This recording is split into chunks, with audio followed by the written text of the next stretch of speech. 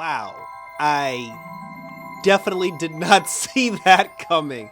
This is your boy Icon with a Stargirl review, and the Stargirl review starts right now.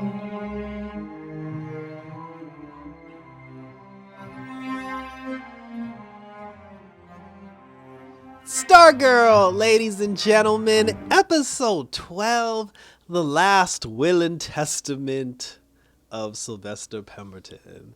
And again, it's your boy Icon with a DC TV review. And yeah, I damn sure didn't see that come. I called it though. See, I still get credit for that because I did call it. That's not how I thought it would happen. And I do have to, we'll get to that in the end, but definitely kudos to them for this one. So let's get right into this. So yeah, the episode starts, it actually starts with the Ultra Humanite, where he was Dolores Burke or whatever, like the actress who he put his brain in. We actually get a scene of when she, won an award. They won an Oscar for some great performance. And while she was in her dressing room, she killed a man. And then that's when Dragon King showed up, back when Cindy's dad, didn't look like a freak. Actually, it just tells us the moment where the Ultra Humanite got the idea to actually put his brain in the gorilla, because he was who he was. Then he put his brain in the woman, and now he wants to put his brain in the gorilla. So that was basically the gorilla backstory. So now, fast forward. So, we're still trying to find out, what's going on with everybody. And Starman of all people, he decides to basically go on a farewell killing tour.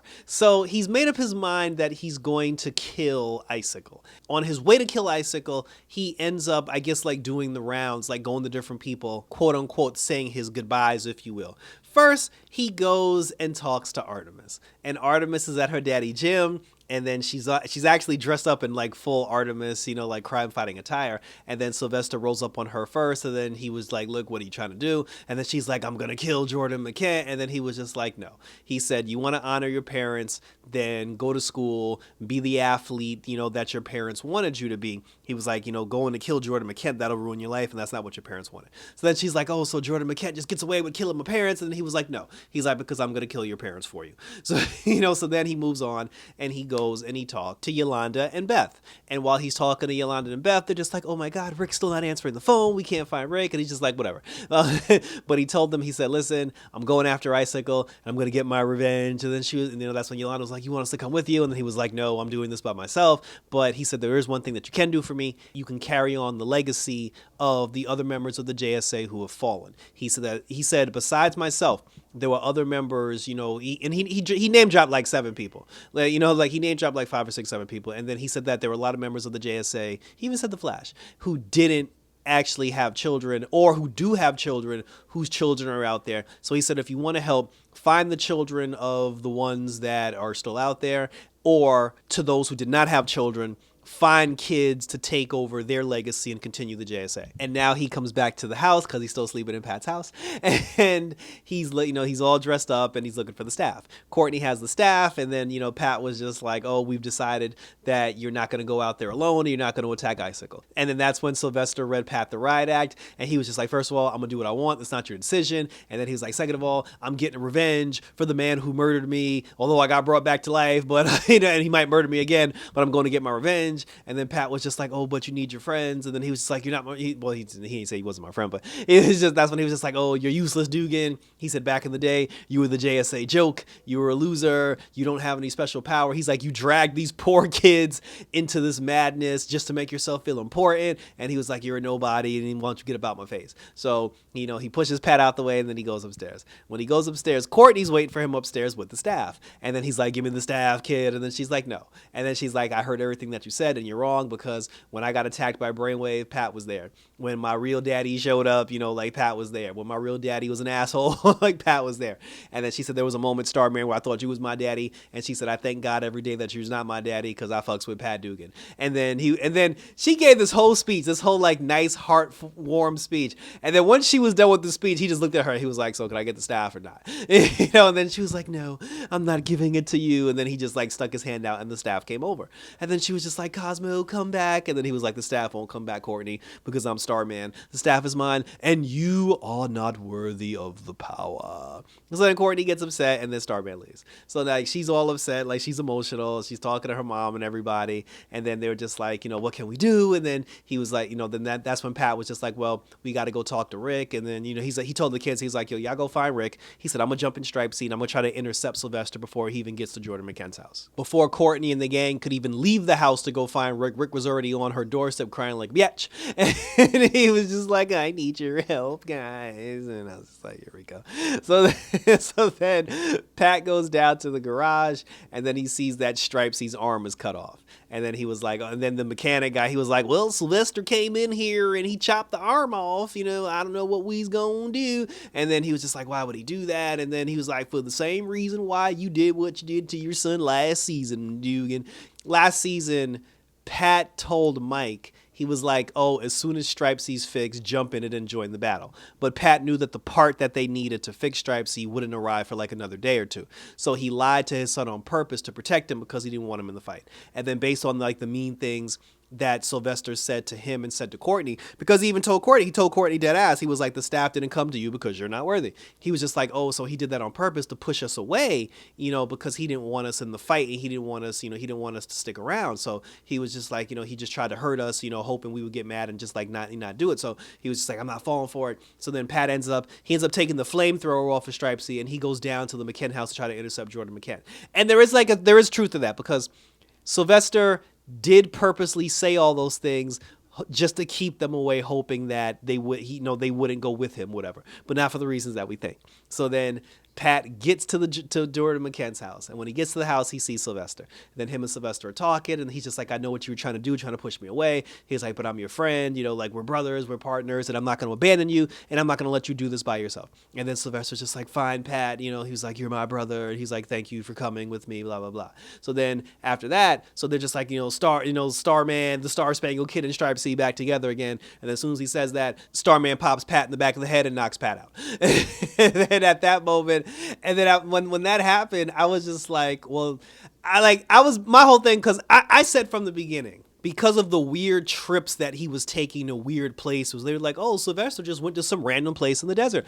I said the whole season, Sylvester was the bad guy. I said that his outbursts of anger is the dead giveaway that he's the villain of the season.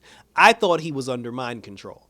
And although I was right about Sylvester actually being the villain, I was wrong about how. So then, so Pat's knocked out. Sylvester's standing over his body. Jordan McKen shows up, and he's like, well, what do we do now? And now Jordan McKen and Starman's working together, and he's like, I got something for Pat Dugan, just you wait and see. So then at that moment, the kids were having a conversation, and they were telling Rick, they were just like, listen, you got to take the hourglass off. And he was like, I can't, because you guys need you need my help in the fight. And he's like, I got to be there when you take down Jordan McKen. But then Courtney was like, but we also need you healthy too. We need you at full strength.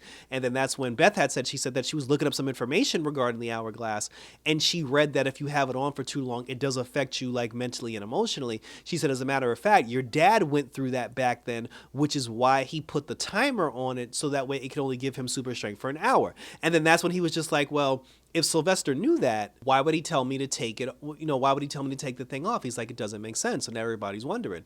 And then, but then obviously because he had knocked Pat in the back of the head at that point, then from an audience standpoint, we're just like, oh, he told you that on purpose because he was trying to keep all of you away, because he was actually having a meeting with Jordan McKen. He wasn't actually there to kill him, and he needed to keep everybody away so him and Jordan McKen can have his meeting, or so we thought.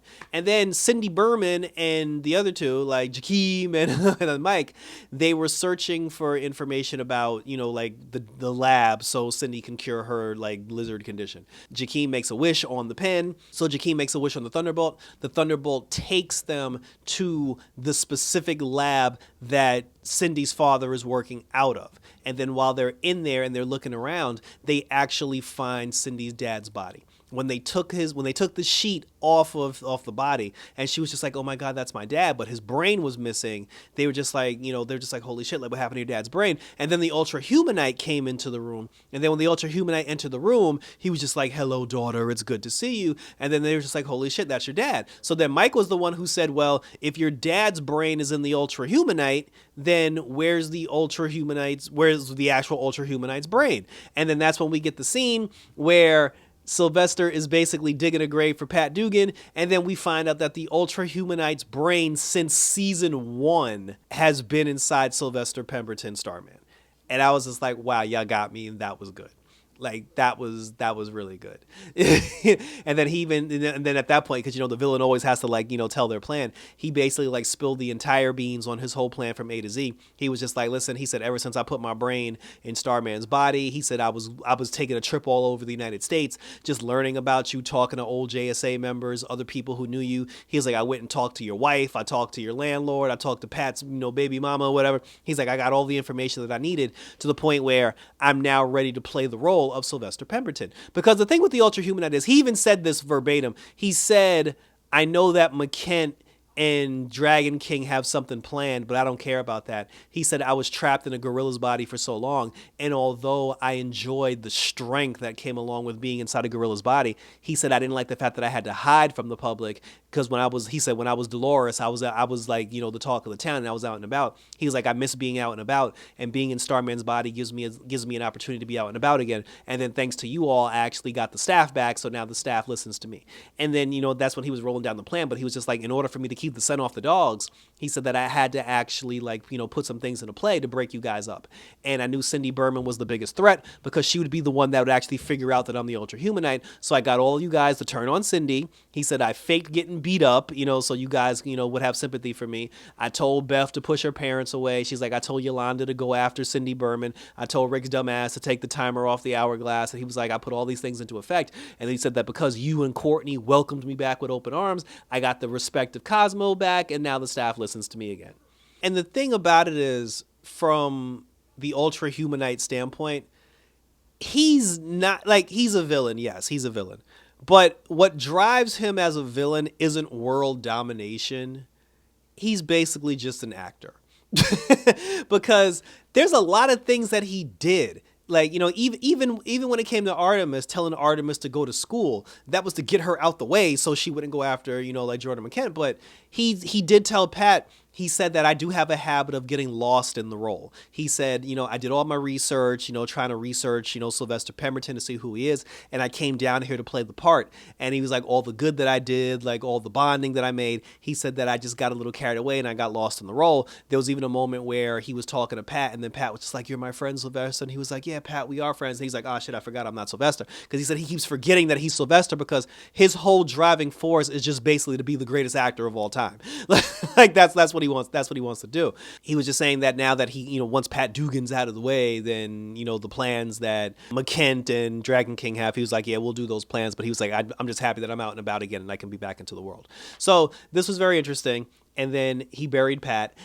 Cindy, Jakeem, and Mike, they basically threw some chemicals at the Ultra Humanite gorilla, her gorilla daddy, and then they ran off. So Lord knows what happened to them. I don't know if they're being chased at or not. Like I said, Rick still got the hourglass on. Everybody's home. Pat's being buried alive, and that's how the episode ended.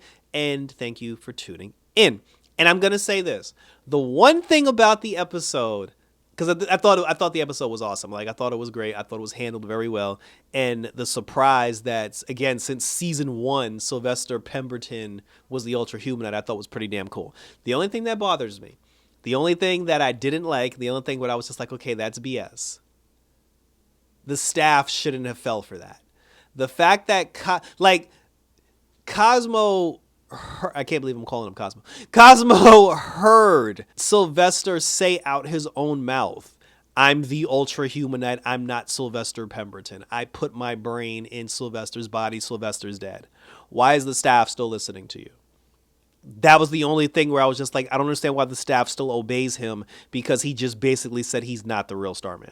But aside from that, like I said, it was very beautifully done. I was legitimately surprised. I knew Sylvester was the villain, and we still don't know what the villain's plan actually is, because now Sylvester Pemberton, Ultra Humanite, Dragon King, Ultra Humanite Gorilla, and Jordan McKent. Shit, at this point, Jordan McKent, that's probably not even his brain like in there, but Jordan McKent, the three of them together, they're plotting something, and we have no idea what it is, but we will find out hopefully in the season finale next week of Stargirl. So share your questions, comments, and or concerns down below. Let me know what you thought about this particular episode. Were you amazed? Were you shocked, like I was? Did you think it was good? Share your questions, comments, and or concerns down below, and we will continue to talk about it. Titans, for some reason, is on a part 1 break. That is the silliest thing I ever heard, but I will explain more about that in my Titans review, so check out my Titans review when it goes live, and we'll continue to talk about that as well. Doom Patrol comes out this week. We're doing Doom Patrol. I did see that the Blue Beetle will not be a web series. The Blue Beetle will be a movie,